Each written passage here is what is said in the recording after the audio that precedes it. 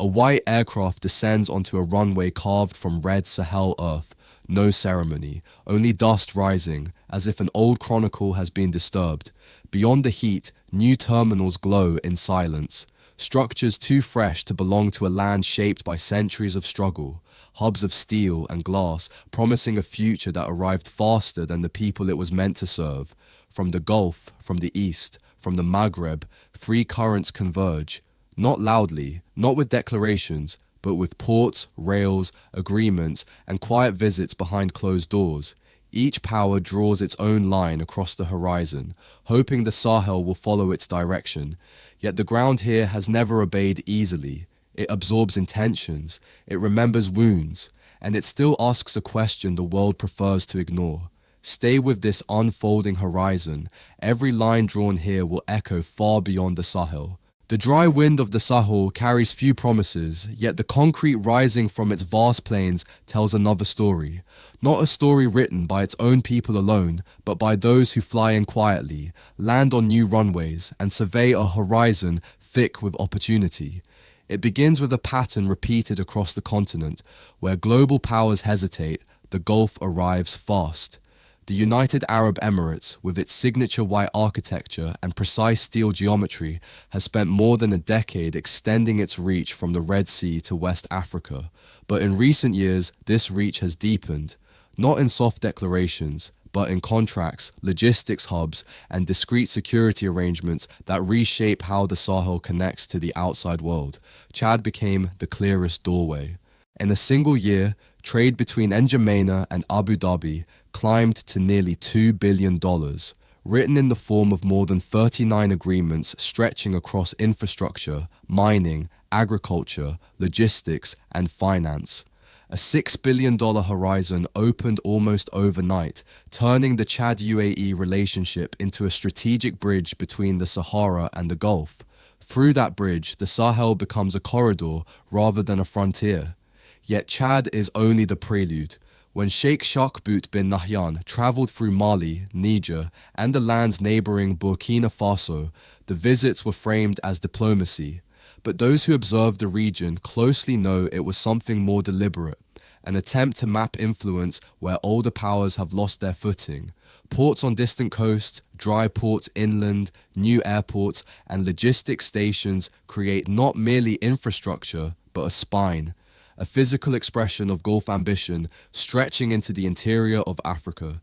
The logic is simple. Where the West ties investment to conditions and where global institutions move with caution, the UAE offers speed.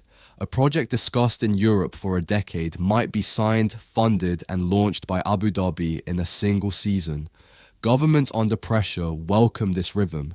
It fits the urgency of states seeking partners who do not demand political reform as an entry fee. But speed brings its own questions. A road built quickly may cut through old patterns of trade. A port operated by a foreign company may redirect the flow of resources and value away from local networks.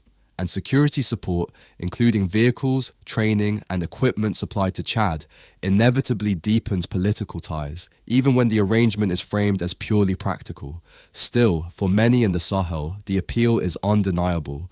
The region has waited too long for the world to see beyond its crises.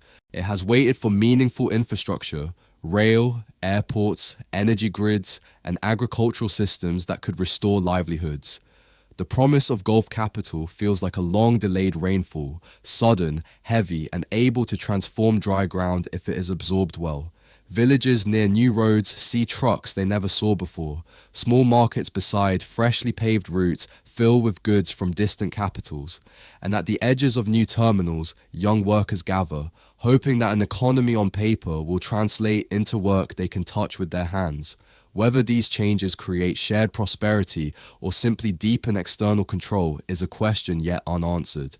The Gulf's motivations are layered, partly economic, diversifying trade routes, securing agricultural land, strengthening logistics, partly strategic, creating influence in regions once dominated by older powers, France, the United States, whose presence has thinned.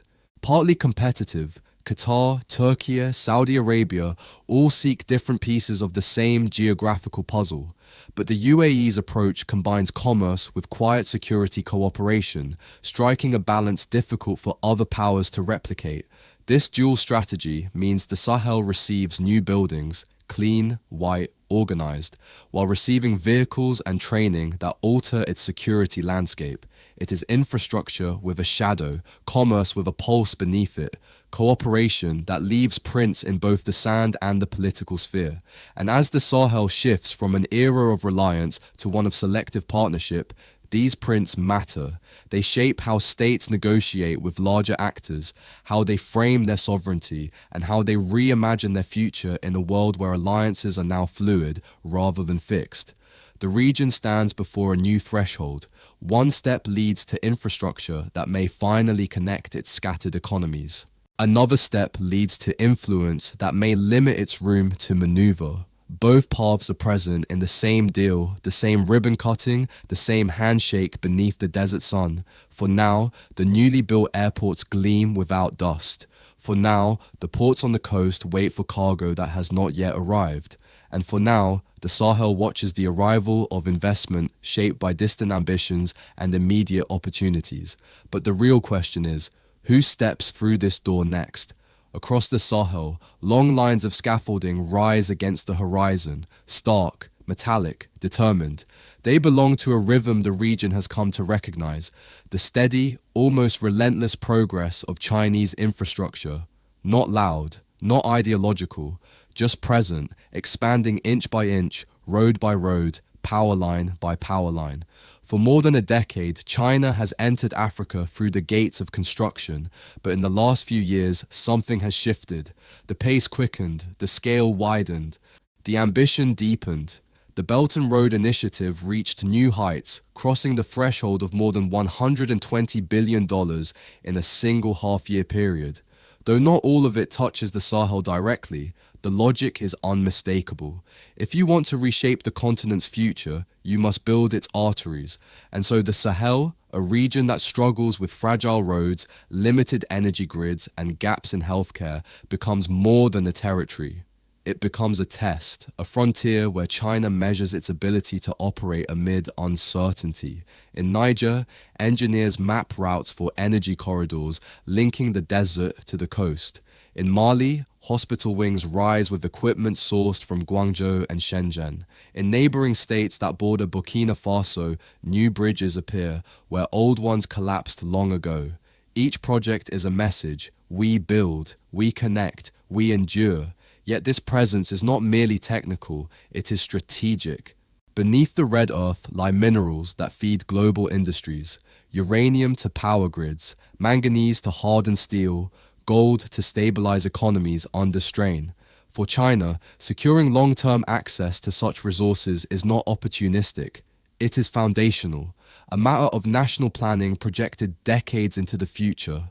To achieve this, Beijing relies on a formula that has been tested across continents: offer major infrastructure at competitive cost, deploy skilled labor and machinery, and negotiate contracts that bind resource flows for years to come. In many parts of Africa, this formula is accepted as the price of progress. In the Sahel, it becomes the backbone of entire national development plans. Still, the dynamics differ from power to power. Unlike Russia, China rarely steps directly into the security arena. Unlike the UAE, it does not blend commercial expansion with agile defense cooperation. China's presence moves through paperwork, machinery, and financing, through the slow but firm pressure of concrete being poured into trenches cut from ancient soil. For some communities, this arrival feels like the first real chance at modernization. A village once isolated by seasonal floods now reaches markets by a newly built road. Farmers who walked for hours to sell grain now cross bridges in minutes. Parents who lost loved ones to treatable illnesses now step into brightly lit clinics staffed with trained personnel and stocked equipment. These are not small shifts. They alter how people live, work, and imagine their future. They reshape dignity itself. But dignity can be complicated. A road that brings goods also brings dependency. A hospital built by external financing can become an anchor of debt. A railway linking mines to ports may move minerals outward faster than value flows inwards. Concerns about debt are whispered in administrative corridors. Questions of transparency circle around contracts signed behind closed doors. Civil societies debate whether the new bridges and power plants serve the public or merely smooth the path for resource extraction. For the Sahel, the dilemma is stark. It needs infrastructure more than almost any region in the world. But the kind of infrastructure it receives can determine who truly benefits from its lands. Security adds yet another layer. A road can open markets or expose convoys to groups operating in unstable territory. Construction sites halt when conflict rises nearby. Foreign workers withdraw, timelines stretch, budgets surge, and governments must decide whether maintaining these projects is worth the pressure it places on already fragile institutions. Even China, a nation known for absorbing risk, finds the Sahel to be a terrain where certainty is rare. Plans are recalibrated, routes reconsidered, and agreements revised as new political realities emerge. Yet, Beijing does not withdraw. It adapts, it waits, it invests again, sometimes even more deliberately than before. Because for China, the Sahel is not a short-term venture. It is a strategic hinge, a point connecting North Africa, West Africa, and the Atlantic corridor. A place where influence can be scaled quietly, without the dramatic confrontations that shape other parts of the world. And still, the people of the Sahel look at these projects with a mixture of gratitude and caution. They welcome the light poles rising along unpaved roads. They welcome the promise of cheaper electricity. They welcome the bridges that no longer collapse after the first rains. But they also ask whether these structures will truly belong to them, whether contracts will be fair, whether futures will be written with their consent, whether progress will be measured not only in kilometers of asphalt, but in livelihoods preserved. On clear nights, the new construction zones glow faintly, patches of light scattered across a land long neglected. To some, the glow looks like hope. To others, like a signal marking the entry point of a new dependency. Yet no one knows whether this new light reveals a path or a price. The Sahel has never existed in isolation. Long before global powers charted new ambitions across its deserts, one neighbor carried the weight of its crises, its negotiations, its fragile hopes. Algeria, a state shaped by its own hard history, once stood as the region's most reliable mediator. It was Algeria that hosted peace talks when Mali fractured. Algeria that negotiated ceasefires across borders it barely controlled, but always understood. Algeria that viewed the Sahel not as a distant theater, but as a living extension of its own security. For decades, this role was unquestioned. Northern Mali looked to Algiers for arbitration. Niger trusted its intelligence channels. Governments shifted, rebellions rose and fell, but the diplomatic tether to Algeria held firm until the ground moved. The rise of the Alliance of Sahel States, a political project born from rupture, reset the terms of engagement. Mali, Niger, and the lands neighboring Burkina Faso began to redefine their sovereignty with unprecedented clarity. The old reliance on external mediation dissolved. The Sahel wanted its own voice back, unfiltered, unbrokered, unshadowed. And in that shift, Algeria found itself standing at a distance. The rupture became visible the moment a drone was shot down near the Algerian border. Accusations followed, airspace closed, ambassadors recalled. A relationship that once held the region together tightened into tension. In Algiers, officials insisted that sovereignty must be respected. In Bamako, voices replied that sovereignty is exactly what they are reclaiming. The exchange revealed a truth long obscured. The Sahel's internal transformations now carry the power to unsettle even its strongest neighbors. But Algeria is not stepping away. Quietly, almost stubbornly, it is mapping a return. At the heart of this return lies a road, not yet fully paved, but fully symbolic. The Tindouf-Zouarate corridor, stretching through harsh terrain, seeks to bind Algeria to Mauritania and, by extension, to the Sahel's economic arteries. A road is never just a road in this region, it is a gesture, a claim, a signal that Algeria intends to remain part of the conversation even if the conversation has changed tone. Around it, new proposals take shape: joint border patrols, economic corridors, cross-Sahara trade zones capable of redirecting flows currently dominated by Gulf and Chinese investments, pieces of a new strategy, one less focused on mediation, more focused on relevance. Yet the Sahel's new leadership does not wait. They operate with a sense of urgency born from years of disillusionment. They look beyond familiar mediators. They entertain new partners, new models, new definitions of influence, and they insist on controlling the terms of engagement in ways their predecessors never demanded. One leader captures this shift more clearly than most: Ibrahim Traoré. To him, the Sahel is no longer a zone of intervention, but a zone of choice. He speaks not of alliances inherited, but alliances invented, relationships formed through necessity rather than history.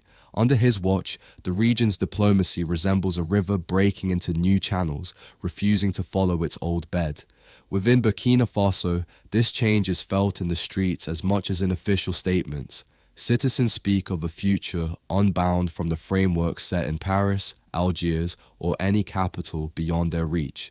They welcome partners when useful, but reject the idea that any neighbor, however powerful, holds a natural claim to be their guide.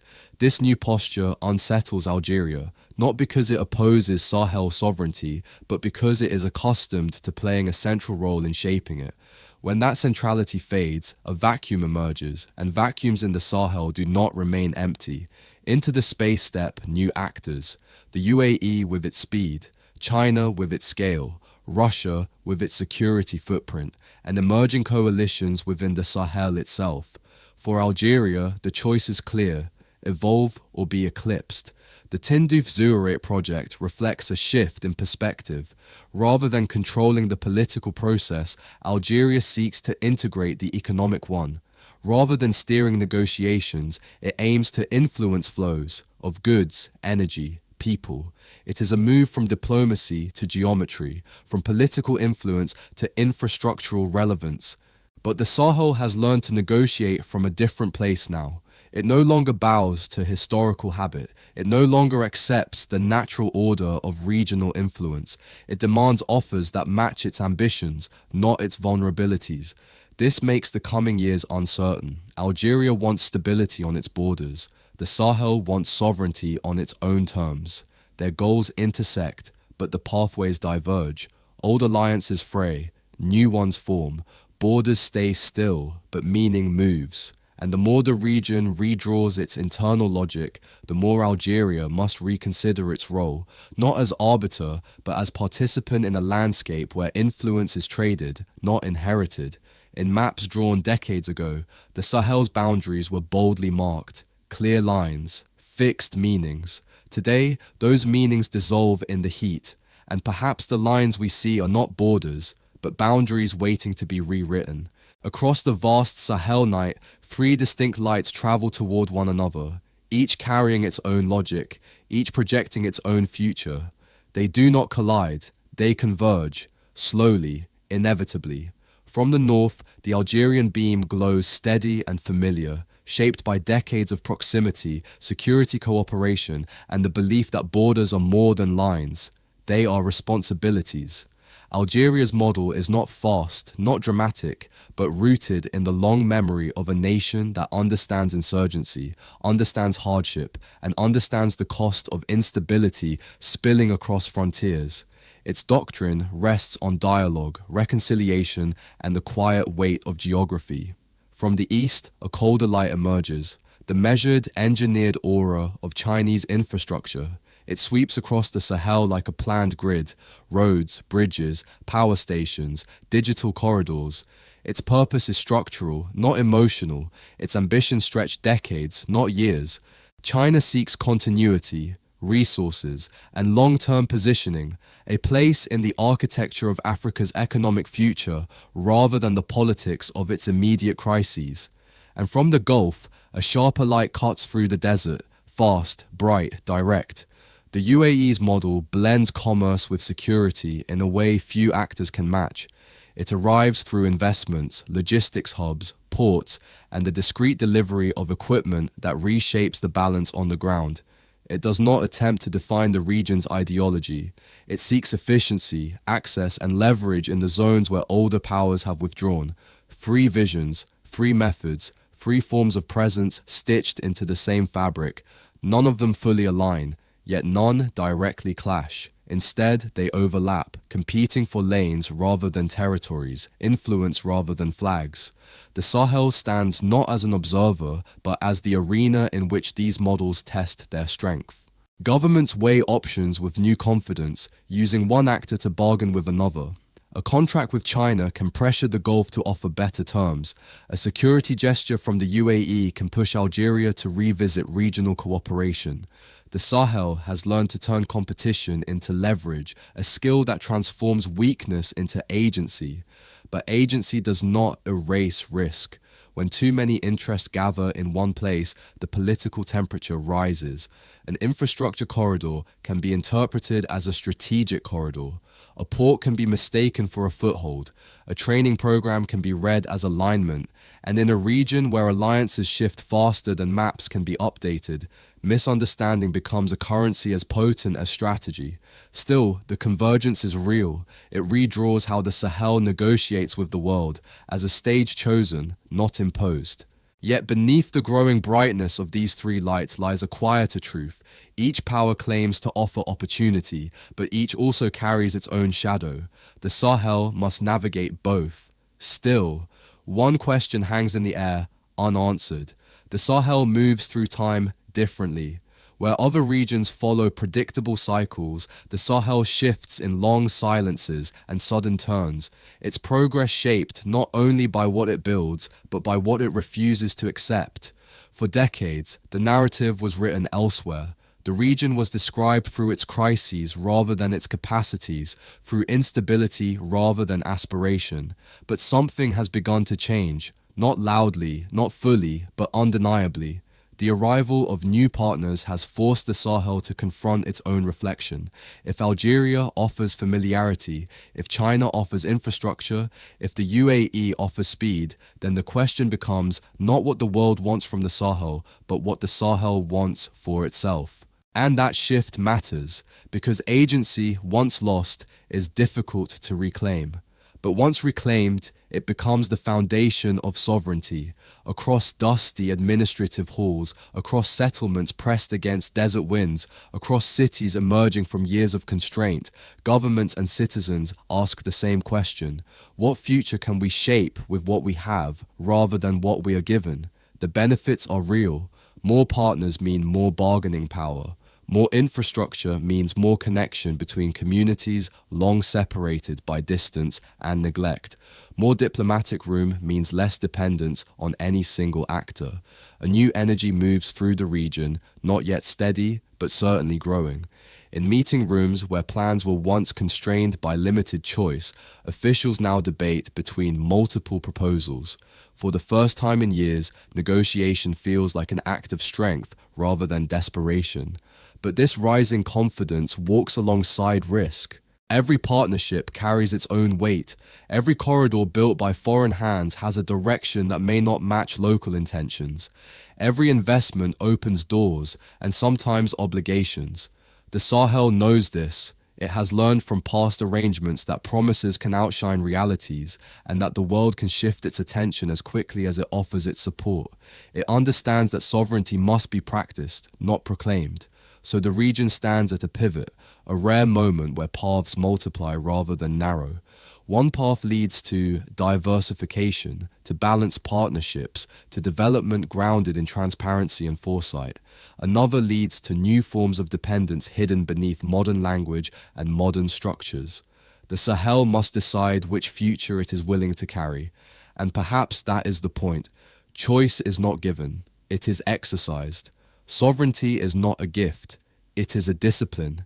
The future is not inherited, it is built. The world's powers may reshape the horizon with ports and roads and glowing economic corridors, but only the Sahel can decide how that horizon is walked, because the pivot is here, but the direction remains uncertain. The Sahel stands today in a rare stillness, not the stillness of resignation, but the stillness that comes just before a decision is made, a decision that may reshape not only its own trajectory, but the balance of influence stretching from the Atlantic to the Mediterranean and beyond. For too long, this region carried the weight of other people's narratives. Its borders were drawn by distant hands, its crises framed by distant voices, its future imagined through distant ambitions. What remained unseen was the quiet determination of its people, a determination forged in hardship, yet shaped by hope. That hope has begun to rise again, not because the world has changed its attitude, but because the Sahel has changed its posture. From Niamey to Bamako, from Ouagadougou to the towns bordering Burkina Faso, leaders and citizens speak with a clarity that was once only whispered. They ask for partnership, not patronage. Respect, not supervision, choice, not charity. Across this shifting landscape, the words of Ibrahim Traoré echo with uncommon resonance. He reminds the region that sovereignty is not a slogan, but a responsibility, a task claimed daily in each negotiation, each refusal, each act of self-definition. In this view, the Sahel is no longer a passive crossroads. It is a crossroads that chooses. And when Ibrahim Traoré speaks of a future where alliances are tools rather than anchors, he articulates a sentiment shared across the region, that dignity begins the moment a nation decides to carry its future with its own hands, even when those hands remain calloused, tired, or wounded. The truth is simple yet profound. The Sahel has not been waiting for rescue. It has been waiting for room. Room to breathe, room to decide, room to walk a path shaped by its own priorities. Now that room has begun to open. Free powers cross the horizon. New corridors glimmer. Old assumptions dissolve. But amid the changing lines of influence, one truth remains steady. The future of the Sahel will be determined not by those who build roads across it, but by those who walk them. Carry this question forward. The choices made here may one day shape us all.